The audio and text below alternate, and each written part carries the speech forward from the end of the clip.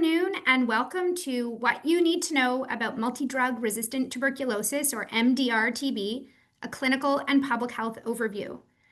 We have a fantastic PHO Rounds session for you this afternoon. My name is Dr. Leanne McDonald. I am Physician Lead, Communicable Disease Control, and I have the privilege at Public Health Ontario of working on tuberculosis with some of my colleagues who joined me today to provide this session.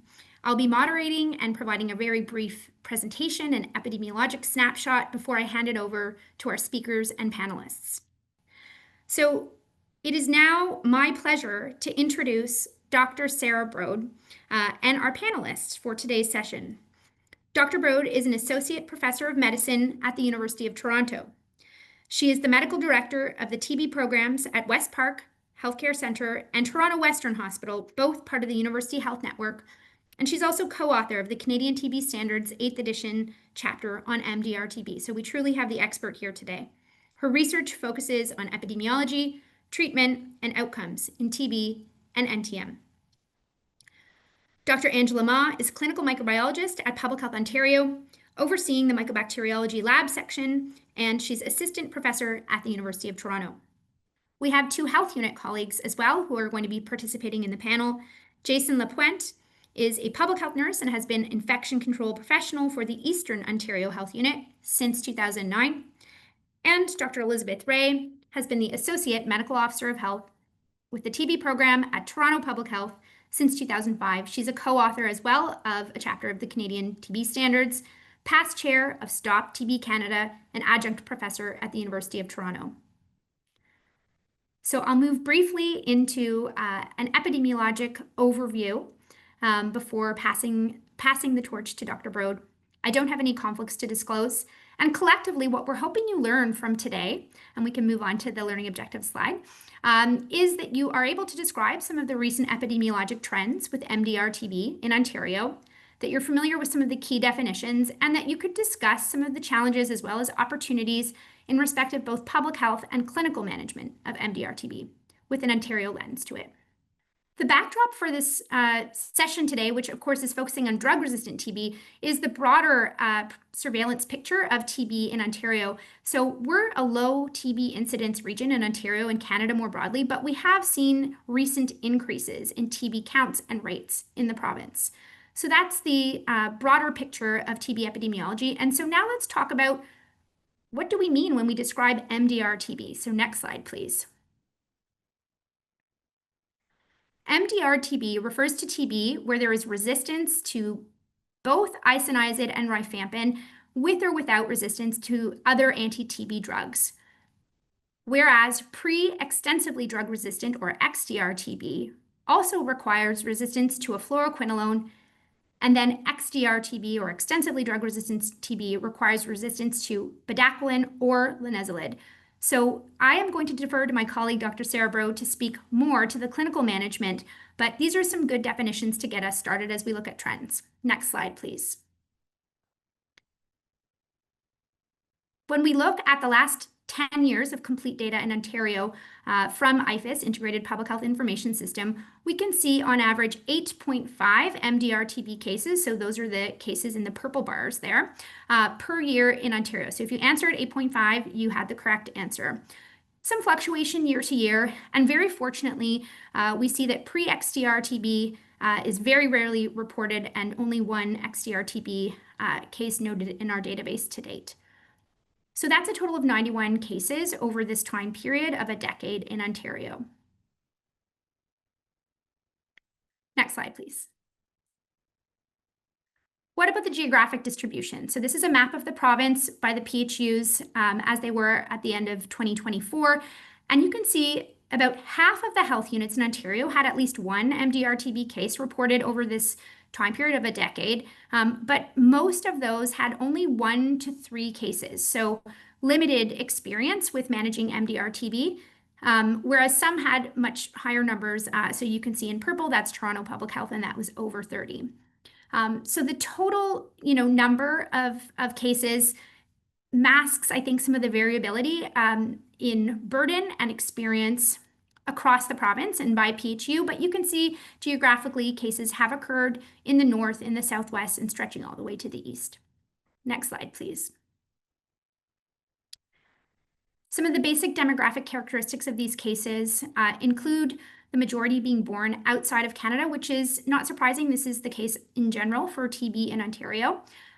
Just over half were female, and you can see the distribution across age groups, with the 20 to 39-year age group being most frequently noted. So in summary, we have been seeing, on the next slide, please, an overall trend towards some increased TB counts and rates in Ontario. And with this as the backdrop, we have had 91 cases of MDR-TB over this time period. So it is a fraction, just over 1% of the cases over this time period. And the annual median was 8.5 MDR-TB cases per year over this time period. We saw some variation year to year and variation between health units. We see most of the MDR-TB arising in people who were born outside of Canada, which is in keeping with our broader TB trends, and fortunately, infrequent reporting of pre-XDR-TB, and only one XDR-TB case to date. So we need to keep monitoring this. This is critical to moving forward and informing TB prevention and care. And with that, I pass it over to my colleague, Dr. Sarah Brode, with thanks to everyone who contributed here. All right. Nice to see everyone. My name is Sarah Brode. I've already been introduced, and I'm going to talk to you about multidrug-resistant TB, focusing on clinical management, but I will also briefly talk about pathogenesis, diagnosis, and a little bit about global epidemiology, and then a little bit of time about some challenges in MDR care in our context and more broadly. So these are my conflicts of interest. I have received speaking honoraria from AstraZeneca for speaking about non-tuberculous mycobacterial infections, not about TB, and those fees were paid to my institution. And I do intend to make therapeutic recommendations for medications that have not received regulatory approval. Leanne just gave you a summary of the overview of epidemiology of MDR-TB in Ontario, and told you that only about 1% of TB cases that we see in Ontario are MDR. So you might be asking yourself, well, why is it important? Why are we spending an hour talking about it today? And there are, a lot of reasons for that. An important one is the treatment outcomes in MDR-TB. Globally, treatment outcomes lag far behind those for drug-susceptible TB. Patients with multidrug-resistant TB have higher mortality, have lower rates of cure and treatment completion, they have higher rates of relapse, and they have higher rates of drug-related adverse effects than patients who have drug-susceptible TB. On the right is a figure showing the global success rates for TB treatment from 2012 to 2022 globally.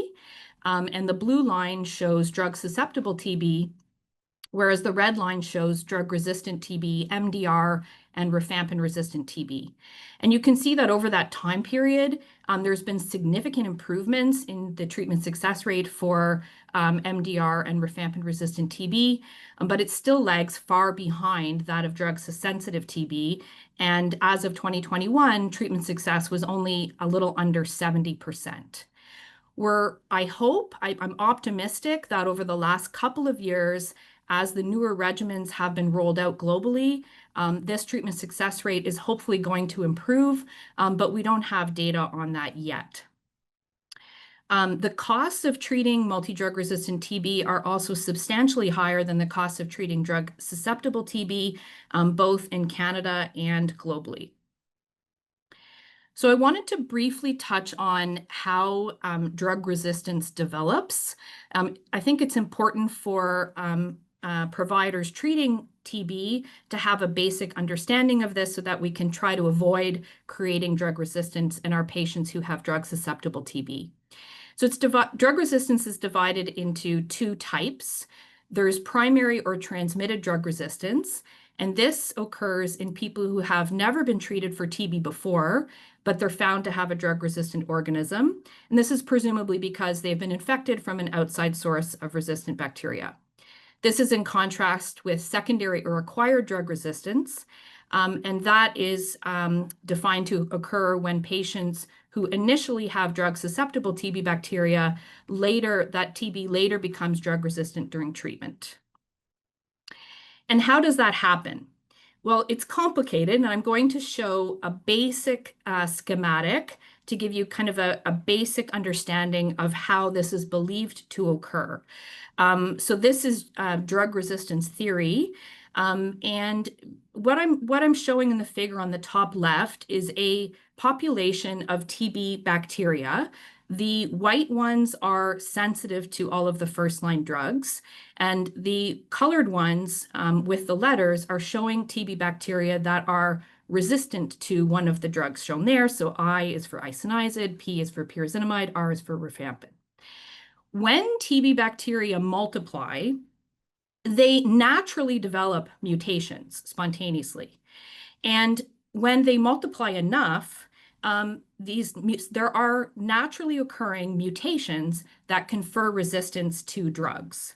And so we know this happens normally.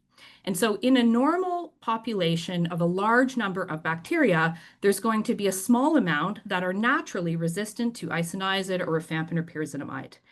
And if that population of bacteria is exposed to only one drug, so in this instance, it's isoniazid, the isoniazid is going to kill all of the bacteria that are sensitive to it, but the bacteria that are resistant to it are not going to be killed, and they're going to be allowed to continue to proliferate. And so over time, they will continue to proliferate.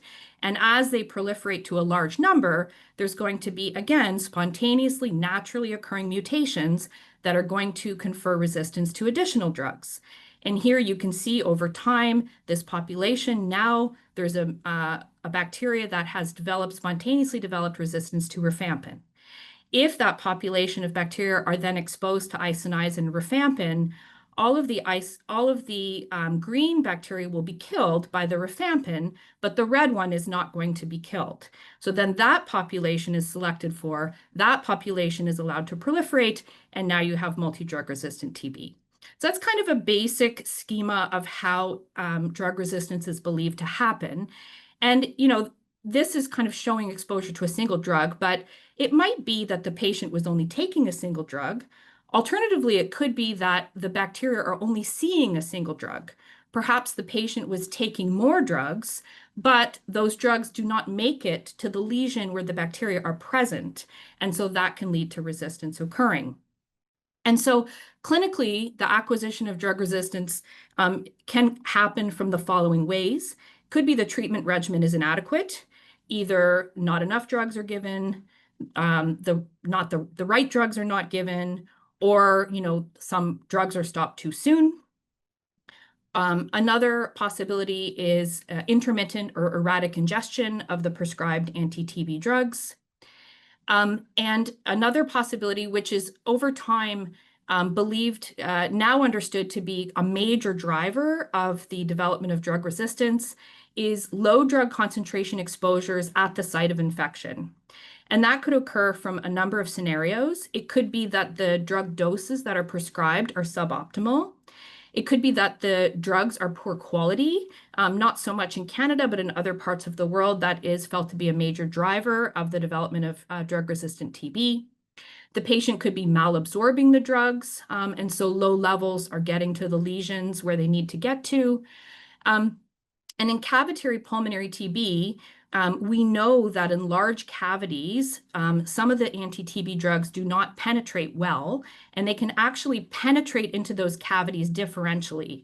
So a patient who's receiving 3 or 4 drugs might only get one drug into the cavity, and that can, of course, lead to the acquisition of drug resistance. I wanted to just briefly touch on global epidemiology. This is from the latest WHO Global TB report, and it's describing data from 2023. In 2023, there were estimated to be approximately 400,000 new cases of multidrug-resistant or rifampin-resistant TB. About 3% of these were new cases, so people who have never been treated for TB before, and 16% were previously treated cases. Somewhat reassuringly, even though globally the rates of TB have increased over the last 10 years or so, the rates of drug-resistant TB have actually gone down slightly. So that's nice to know. The map shows you the countries that were estimated to have at least 1,000 multidrug-resistant or rifampin-resistant cases in 2023. And the size of the circle indicates, the number of cases. And the countries that have their name written are the top 5 countries that contribute to the highest burden of MDR and rifampin-resistant TB globally. So those are India, Indonesia, Philippines, China, and the Russian Federation. Risk factors for drug-resistant TB in Canada and globally are the following. People who have been previously treated for TB disease, and that could be because they could have had drug-sensitive TB with their last TB episode and they acquired drug resistance during treatment, or alternatively, they could have had drug-resistant TB and they were not treated appropriately and so it recurred. People who come from a country with higher rates of drug resistance would obviously be more at risk because they could have been infected with a drug-resistant strain. And same thing goes with people who were exposed to someone who had confirmed drug-resistant TB. HIV infection is associated with drug-resistant TB. It is a risk factor. It's not really clear why. It's probably multifactorial.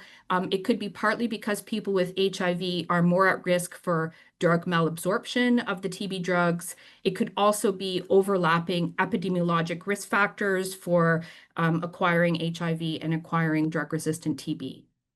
And in Canada and other low incidence countries, we do know that amongst our patients who are foreign-born, those who are younger or those who are more recent arrivals to Canada are more at risk for having a drug-resistant strain than people who are older, probably because they may have been more likely to be infected with a drug-resistant strain, in the recent past.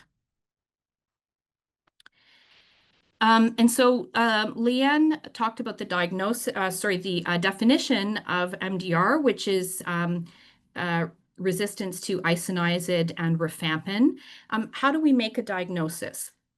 The diagnosis can be made by several methods, laboratory methods. It can be made by genotypic methods, which could be either nucleic acid amplification testing or sequencing, or it can be phenotypic methods, which is culture-based testing, where the lab puts a culture isolate with the antibiotic at a particular concentration and sees if the TB grows. We used to say that phenotypic was the gold standard, and that is probably still holds true for most drugs, but it has gotten a little bit more complicated than that recently, particularly with respect to rifampin. So I don't think with respect to rifampin anymore, it's not necessarily accurate to say that phenotypic is the gold standard. We need to consider all of the test results, and we particularly need to consider the whole genome sequencing, what mutation is discovered, and look to see if that mutation is predicted to lead to resistance to rifampin and poor clinical outcomes if a rifampin-based regimen is given. This is because the current drug sensitivity testing for rifampin, the cutoff is probably a bit higher than it should be, and we know that patients can have a mutation in the RPOB gene that can lead to sensitivity on the phenotypic testing, but those patients will have poor outcomes if they're given a rifampin-based regimen. So if you ever do see discordance in results between phenotypic and genotypic testing, please consult our laboratory colleagues and/or a TB expert to help you understand the test results and decide what to do for your patient. The way the genotypic methods work is they're looking for mutations that are predicted to lead to resistance. And for isoniazid resistance, we know that about 90% of it is due to mutations in 2 genes, CATG and INHA. And for rifampin resistance, we know that about 95% is due to mutations in the RPOB gene. And so those are what the lab is looking for when they do the testing. And so I want to just walk you through the lab reports that you will get from Public Health Ontario if you encounter a patient who has drug-resistant TB. So this is a patient that I'm currently treating. This individual had an enlarged cervical lymph node, which was aspirated, and the AFB smear was 1+ positive. So this was the first report that I received from the lab. And then a day or two later, I received this MTB multidrug resistance detection PCR result. And you can see here that MTB complex DNA was detected, suggesting that this patient has TB. And then they also reported on the rapid molecular testing for drug resistance. And you can see that rifampin resistance mutation was detected, whereas isoniazid resistance mutation was not detected. So this is someone who may have rifampin monoresistance, although this is, again, a preliminary result, a prediction, while we're waiting for further test results. So then probably a couple of weeks later, this patient's isolate sample did grow TB. MTB complex resulted from the culture. And then probably a week or two after that, I received the phenotypic drug susceptibility testing. And again, you can see here, these results match the molecular prediction in that rifampin resistance is detected based on phenotypic methods, but the isolate is susceptible to isoniazid, ethambutol, and pyrazinamide. And then around the same time, I also got the whole genome sequencing result from the lab, and that reported the sequencing for both first and second line drugs because rifampin resistance was detected. And you can see again that this is concordant with the earlier results. The sequencing identified a mutation in the RPOB gene that is predicted to lead to resistance, whereas the sequencing did not identify any mutations predicted to lead to resistance with the other drugs. So that's a nice concordant result. That makes it easy. This person has rifampin-resistant TB and was treated as such. And that's what we hope to see, but sometimes we do see different results with the different tests. And so again, please do consult the lab or an expert if you encounter that. So let's talk about the management of MDR-TB. Before we get into details about the regimens, there's a couple of kind of motherhood statements that I think it's worth mentioning. These come from the Canadian TB Standards. We do think it's important that all providers who are treating MDR-TB have access to drug susceptibility testing for the drugs that will be used. Our lab has really made some remarkable strides in the last couple of years in offering this testing, and we now have, the state of the art. We don't yet have pretominid, but no one in the world has pretominid, and other than that, we do have access to this testing, so check there.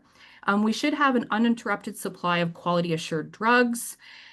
We should be able to provide a patient-centered comprehensive management program, which involves our colleagues in public health and the clinicians, and ideally a team experienced in the management of drug-resistant TB involved in some way, maybe providing direct care or maybe providing advice.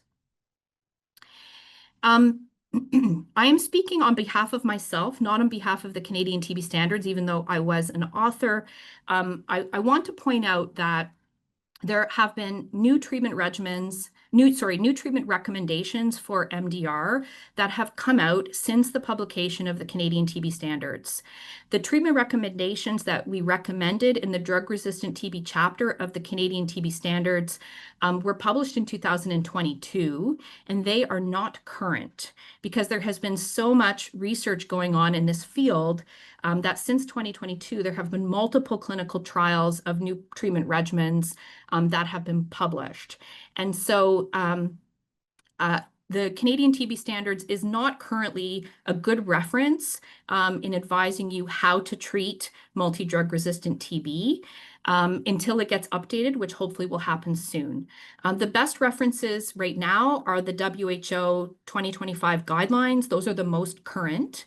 The American Thoracic Society, in conjunction with the CDC, European Respiratory Society, and Infectious Diseases Society of America, also published a treatment guideline in 2025, which is also more current. It doesn't have some of the newest regimens, but it does have a recommendation for BPOM in it. And it is a nice reference for a high resource, low incidence setting like us to look to. And so those guidelines, WHO and ATS, recommend the use of BPOM, a 6-month regimen of bedaquiline, protomidate, linezolid, and moxifloxacin as the first-line treatment for patients with multidrug-resistant or rifampin-resistant TB. And both guidelines recommend that moxifloxacin is included if the TB isolate is fluoroquinolone susceptible, and that moxifloxacin could be stopped or not used at all if the TB isolate is fluoroquinolone resistant. So then the regimen becomes BPOL rather than BPOM.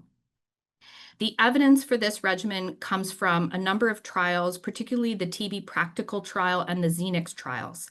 And I won't go into a lot of detail in those trials, but I do want to just point out the top line from the TB practical trial, which was a randomized control trial comparing 3 6-month regimens to the standard of care regimen that we used to use for MDR.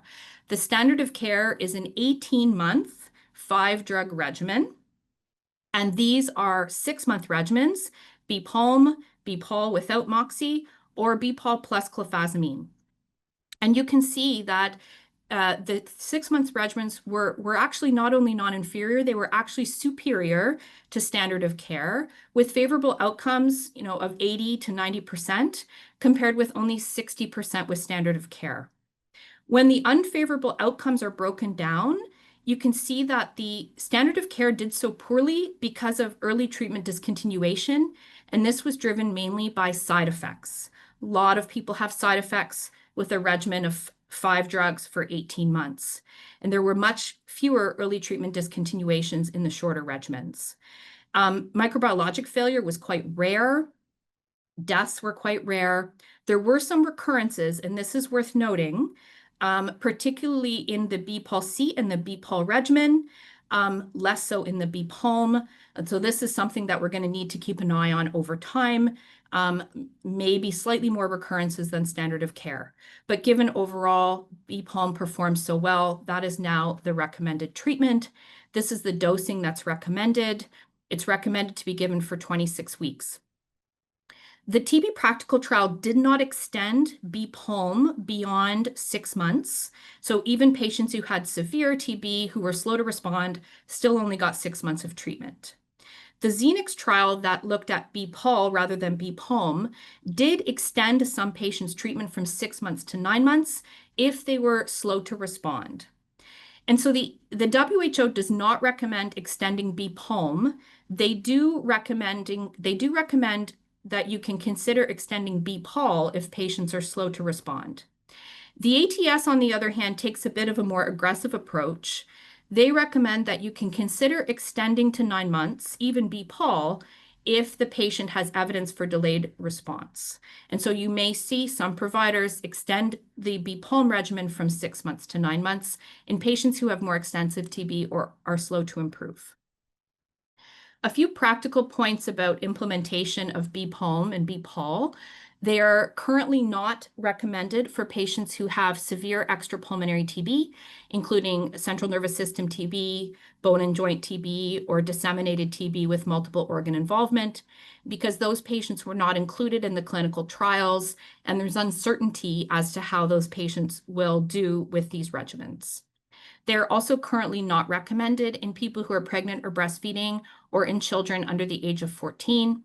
And that is because protomidate, one of the key drugs in the regimen, currently has very limited safety data in those patient populations. So until more data on protomidate safety becomes available, it's not recommended to in those groups. It also should not be prescribed to people who have been previously exposed to any of the drugs in the regimen for more than a month, unless resistance to those drugs has been ruled out. A few more implementation points that are partly Ontario-specific. Bedaquiline and protomidate drug susceptibility testing is not performed at PHOL. However, bedaquiline phenotypic drug susceptibility testing is done at the National Lab in Winnipeg, and our colleagues at PHOL will send rifampin-resistant isolates to NML to have the bedaquiline drug susceptibility testing done so that we have those results. But those results come back quite later. We can't wait on them to start treatment. We start treatment, we assume the isolate is bedaquiline susceptible, and then we will get the results, typically a month or two into treatment. One thing that's been, super helpful and interesting is that our lab now performs whole genome sequencing to look for mutations predicted to confer resistance to bedaquiline. So that's also something that we can use. They don't do protominid right now because the mutations associated with protominid resistance aren't yet clear, but they do delaminid, and there is some cross-resistance between them. So we can use delaminid as a surrogate until we get protominid testing. Bedaquiline and protominid are not licensed in Canada, and so in order to get access to those drugs, you need Health Canada Special Access approval and manufacturer approval on an individual patient basis. This ends up leading to a delay of a couple of weeks between when the drugs are needed and when they are available. And so we often will provide a bridging regimen for patients. You certainly don't have to provide a bridging regimen, and that's something that can be discussed with the patient. But if the patient is sick with their TB or if they're infectious, then providing a bridging regimen should be considered. For patients who are infectious, it may reduce their isolation time. So we give an alternative regimen that's not BPALM while we're waiting for BPALM to become available. Linezolid is kind of the crutch of the regimen, and unfortunately, it's the crutch of most of the new shorter MDR-TB regimens. It is associated with, still a significant number of side effects. In the trials, about 25% of patients experienced peripheral neuropathy on linezolid, and that can be permanent and quite bothersome to patients. So often requires interruption of linezolid. And cytopenias can also occur, at around 10% in the clinical trials. So how to handle the side effects and the treatment interruptions when they occur, particularly with linezolid, is an area that's still not fully understood and still being worked on. There are some suggestions in the WHO guidelines that are worth looking at if you encounter the situation. It is recommended that linezolid be given for at least 9 weeks, and if it can't be given for that long, the treatment strategy needs to be reconsidered. Some centers, including us at West Park, do therapeutic drug monitoring for linezolid to try to maximize efficacy and minimize toxicity. It is something that the ATS recommends considering. But it is challenging logistically to get because the blood samples have to be sent to the United States. This table is from the ATS guidelines. I'm not going to go into it in detail, but I just wanted to provide it. You can look at the reference if you want to review it in more detail, but it's nice. They give us some guidance as to how patients on BPALM should be monitored during and after treatment. A lot of it's the same as drug-sensitive TB, but there's particular mention about assessing for neuropathy, assessing for optic neuropathy, because linezolid can sometimes cause optic neuropathy, and more frequent blood work, at least particularly initially, to assess for cytopenias from linezolid. And because the risk of recurrences might be a bit higher, they do recommend post-treatment follow-up for these patients to monitor for recurrence. I'm going to very briefly, just touch on some of the other shorter regimens that the WHO recommends. I don't think anyone in Canada has used these regimens yet, but the recommendations are really quite new and the trial evidence is really quite new. So they could start to be used, in the near future in Canada. There is an alternative 6-month regimen that would be considered second line to BPALM, and that's a regimen composed of bedaquiline, delaminid, linezolid, levofloxacin, and clofazimine. That regimen is like a treatment strategy where you start all those drugs. If the isolate is fluoroquinolone susceptible, you can stop the clofazimine. If the isolate is fluoroquinolone resistant, you stop the levofloxacin and continue the clofazimine. The advantage of this regimen is that it can be given to children and pregnant and breastfeeding women because it does not have pertominate. Instead, it has delaminate. The evidence for this regimen comes from the Beat tuberculosis trial, which was recently completed, but the data has not yet been published outside of WHO guidance. I will say that the regimen without levofloxacin will require some caution. It did not perform well in another recent clinical trial. And so, there probably will be some updated guidance on it, but it is an alternative for us to consider in patients who we can't use BPOM. There are also 3 new 9-month regimens, which are also recommended by WHO. And they all have bedaquiline, linezolid, and pyrazinamide as their backbone. And then they have, another 1 or 2 drugs, a fluoroquinolone and/or clofazimine. The evidence for these regimens is very strong. It comes from a randomized control trial, the NTB trial, which was recently completed and showed that all of these regimens are non-inferior to the longer 18-month MDR regimens. These regimens can also be given to children and pregnant and breastfeeding people. And so that's a nice, attractive option for those populations where we can't use BPOM because of the pertominate.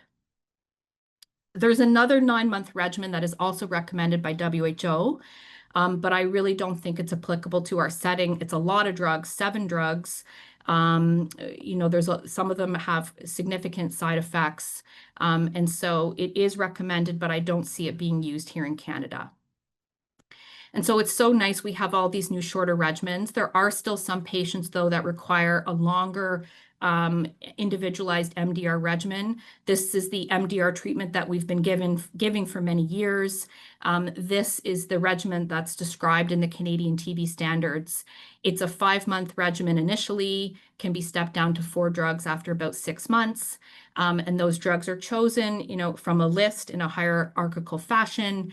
And the total treatment duration is 18 to 20 months usually. So we would use these regimens for patients who have severe extrapulmonary TB, like central nervous system MDR-TB, who can't get BPOM, or for patients who cannot tolerate or cannot use bedaquiline or linezolid, typically. And so I'm going to move on now from treatment to just touch on a couple of other points before I close. I just wanted to remind everyone in the audience about isolation and de-isolation for pulmonary MDR-TB and rifampin-resistant TB, and remind everyone that the Canadian TB standards have changed the guidance on this.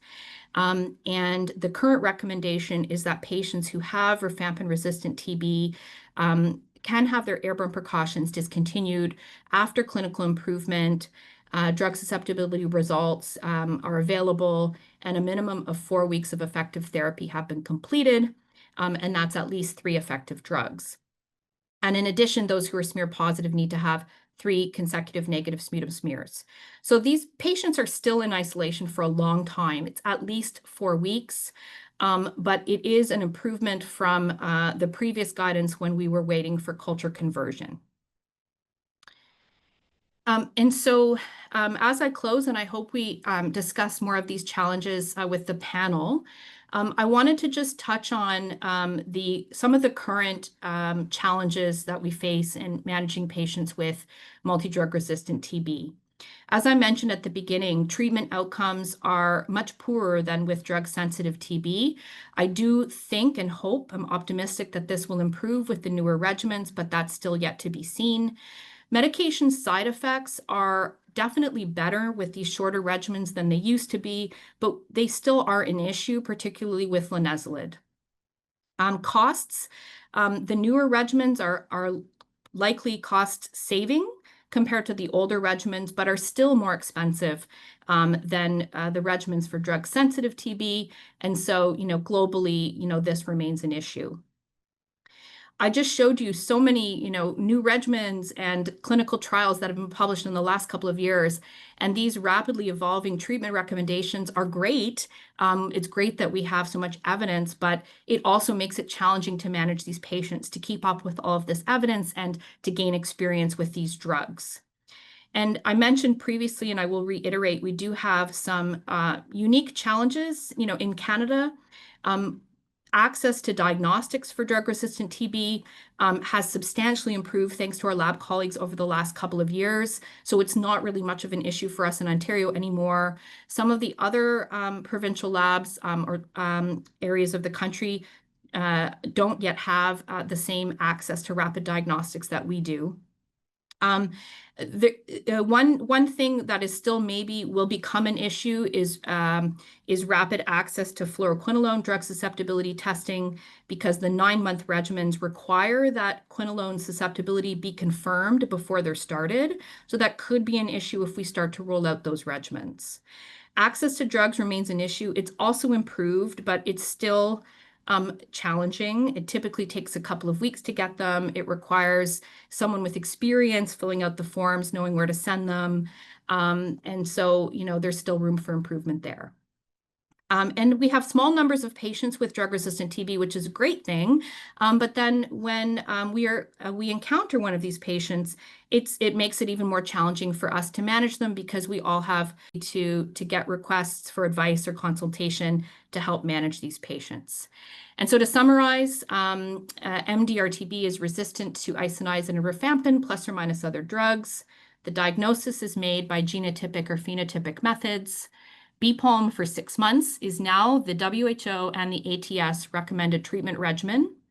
There are several other new 6 to 9 month regimens recommended by WHO, which may start to be used in Ontario. And MDR care continues to pose some unique challenges not encountered with drug-sensitive TB, but there have been major improvements in the care of these patients over the last few years. And I'll end there and open it up to the panel. Thanks for listening. Thank you so much, Sarah, Dr. Brode, for that fantastic overview. Much appreciated, and I welcome all of our panelists, including Dr. Brode, to stay on. We have 15 minutes for some discussion. We have some questions already in the Q&A pod. Please continue to enter your questions, and I am going to open it up with a question for our local public health unit colleagues. We're really looking forward to hearing from you, Jason and Elizabeth, about your respective health units' recent experiences with MDR-TB and what you think some of the key lessons learned from a local public health unit perspective are, including challenges or opportunities. So Jason, we'll start with you, and then we'll move to Elizabeth. Okay, thank you. I'm going to try to give you a brief summary of the one and only case we had in our area last year. Just to give you a little context, Eastern Ontario Health Unit is a smaller health unit, and we have no TB specialists in our area. Closest TB specialists are about an hour drive to Ottawa. So our case was an international student attending a local college. The student was from a known high-risk country for MDR-TB. The person was symptomatic for 7 months. Before they were eventually hospitalized, they were quite sick, required ICU admission. At that time, the BPOM regimen was requested by the physician in consultation with TB specialists. Pharmacy from the local hospital contacted me to say 2 medications are not available, which I was surprised that it wasn't available. Which meant I contacted the ministry to find out how to order these medication. Physician had to fill out specific forms, which obviously added on to the delay of this person receiving appropriate treatment. Eventually, the person was moved down to a regular isolation unit. At one point in time, because of the delay of the medication, the medical team was actually looking at transferring the person back to their country of origin so they could receive BPOM treatment. Eventually, at one point, that was denied by the insurance company. So the person was then admitted to West Park Hospital in Toronto, where they were able to start the BPOM regimen. So it took approximately 12 weeks before the client was actually started on appropriate MDR tuberculosis because of the delays, the paperwork. There was an issue at our local pharmacy too with putting the orders in. And that person was, really sick with tuberculosis. Fortunately for that person, they did improve and they were discharged from West Park and they were able to return back home. Epi-wise, just contact-wise, for that case, we had over 98 contacts. Half of them were international students because the person was in a program with lots of international students. 14 of those contacts were TST positive. And like I said, because we don't have any TB specialists in our area, we had issues with transporting those individuals to Ottawa to see the tuberculosis specialist. So lessons learned for smaller health units, just be prepared if you do get an MDR-TB case, immediately, reach out to Public Health Ontario, the ministry, and health unit like Toronto, where they have lots of experience and they can guide you appropriately. Push for early transfer to either a hospital like West Park or a hospital that has MDR-TB experience. Prepare for transportation issues with all your contacts.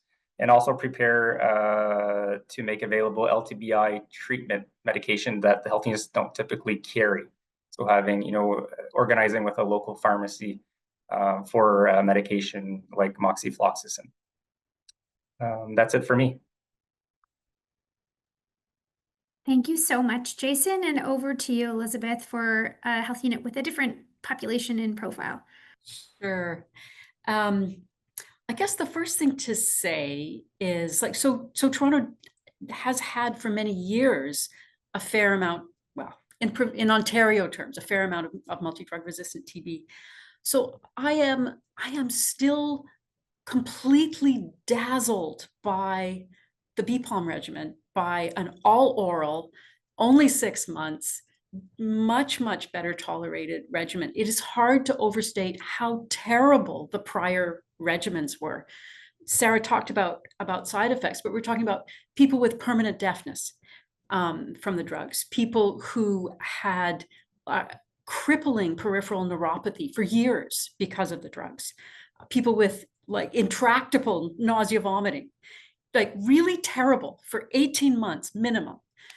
So it's really fantastic. So that's one thing. So I guess by way of that, it's MDR is less terrifying than it used to be.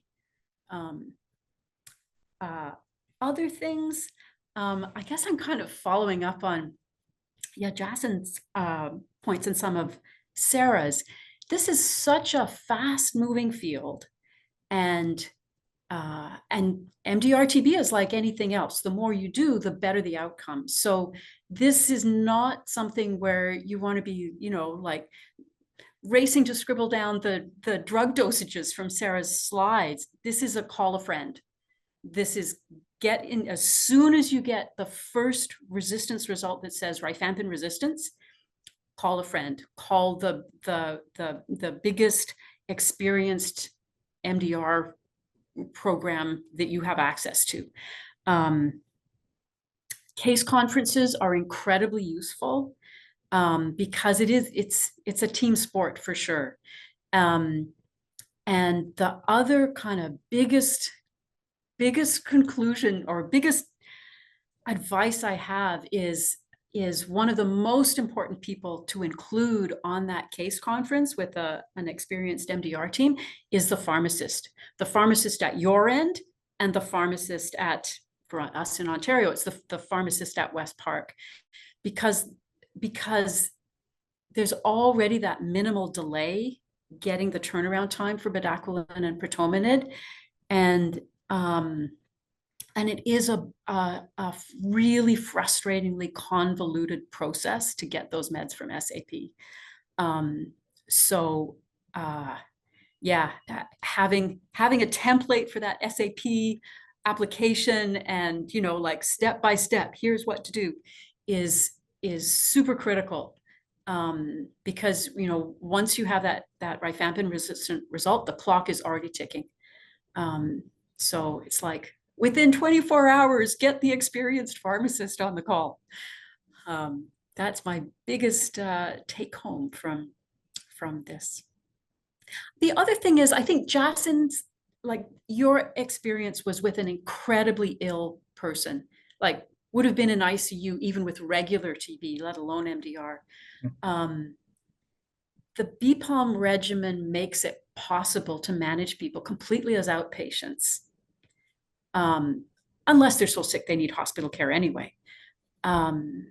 So that does mean that this idea of having sort of like long distance support from an experienced center is, I think we need to figure out better ways to make that happen so that people don't have to be transported to a different city, admitted to hospital when they could otherwise be managed as outpatients closer to home. But then it really depends on us having a solid infrastructure to support that happening. From the patient side and really critically from the provider side. So. Thank you so much, Elizabeth.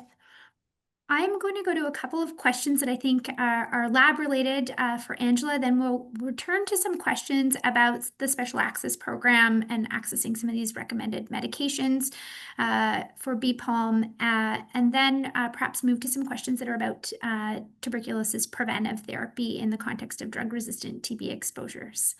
So we've got lots of great questions. We'll get through as many as we can. So Angela, I think we had two related questions, which is that, who gets access to whole genome sequencing testing in Ontario, and in general, how easily available is that? And if you want to offer any other kind of reflections on the impact of the rapid diagnostic susceptibility testing implementation, I think that helps answer another question in the chat. Yeah, for sure. Thank you, Leanne. So in Ontario, we offer whole genome sequencing that is done routinely in parallel with phenotypic drug susceptibility testing for all cases of tuberculosis that are microbiologically diagnosed in Ontario. And we repeat that at a frequency of every 3 months to assess for acquisition of resistance mutations and drug resistance, whether by AMR, antimicrobial resistance, or by phenotypic. In conjunction with that clinical aspect of the test, all of our whole genome sequencing is also used to support public health surveillance, as well as we've transitioned from the historical genotyping methods over to utilizing whole genome sequencing entirely. Across Canada, there are a few labs that do offer whole genome sequencing for tuberculosis. That includes British Columbia, of course, the National Microbiology Lab in Winnipeg, and also Alberta, to my knowledge.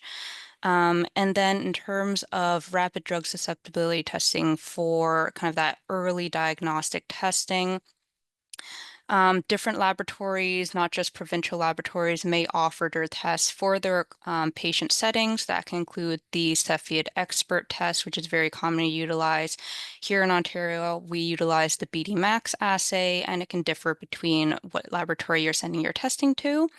Like I mentioned, it is presumptive, as these tests can only detect some of the most common mutations for rifampin and isoniazid, whether it's CAT-G and INH. So it can vary as well. But here in Ontario, we routinely do it for all new smear positive patients and on request by the physician. Thank you, Angela. To circle back to some questions about accessing medications that are currently special access program accessed. One question is, any other advice for managing MDR-TB in the community in terms of navigating that process? And then we had a question about, are there any forward-looking plans, for example, around pre-positioning of any of these medications to try to decrease time to initiating recommended treatments? So I don't know if Elizabeth, Sarah, either of you want to share your thoughts there? Yeah, okay, I can start. So bedaquiline is pre-positioned in the sense that it's physically in Canada before when we request it. So that has shortened the time that it takes us to get bedaquiline. we have, Elizabeth and I and a number of colleagues across Canada have been working on whether we could get pre-approval for these drugs for patients who have multidrug-resistant TB. That requires the manufacturers agreeing to it.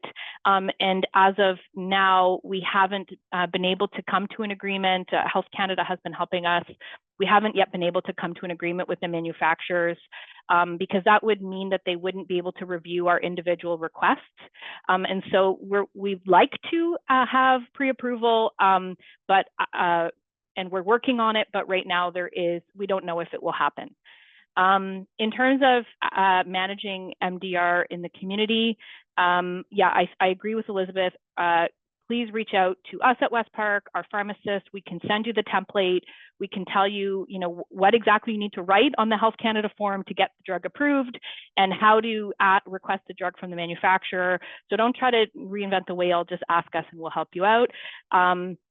You do need a hospital pharmacy for SAP drugs that's willing to accept the drugs and dispense them.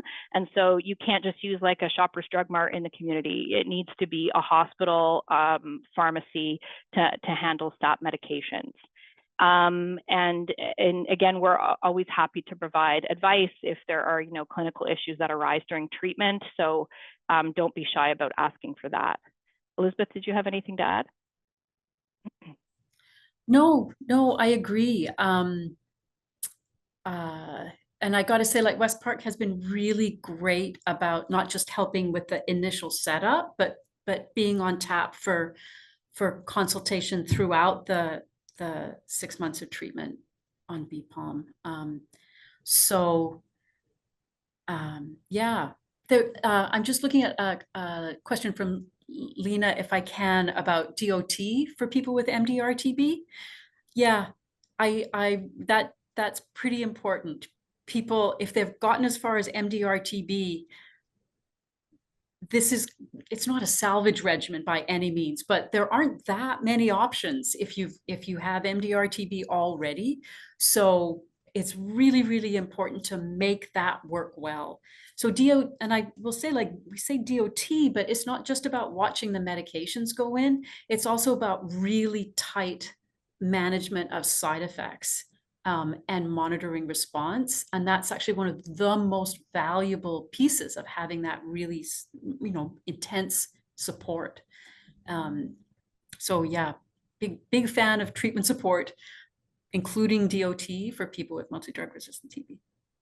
Thank you, Elizabeth. I think that's a fantastic note to end on that brings together the public health practice as well as the clinical considerations here. Thank you to all our presenters for a fantastic session, Dr. Sarah Brode, Dr. Angela Ma, Jason Lapointe, and Dr. Elizabeth Ray. There are more questions that we will note and think about different ways to help address, but we really appreciate your attention, and we welcome you to please complete the survey you receive, and we're always open to ideas for sessions, including about other TB topics of interest. Thank you, everyone. Have a great afternoon.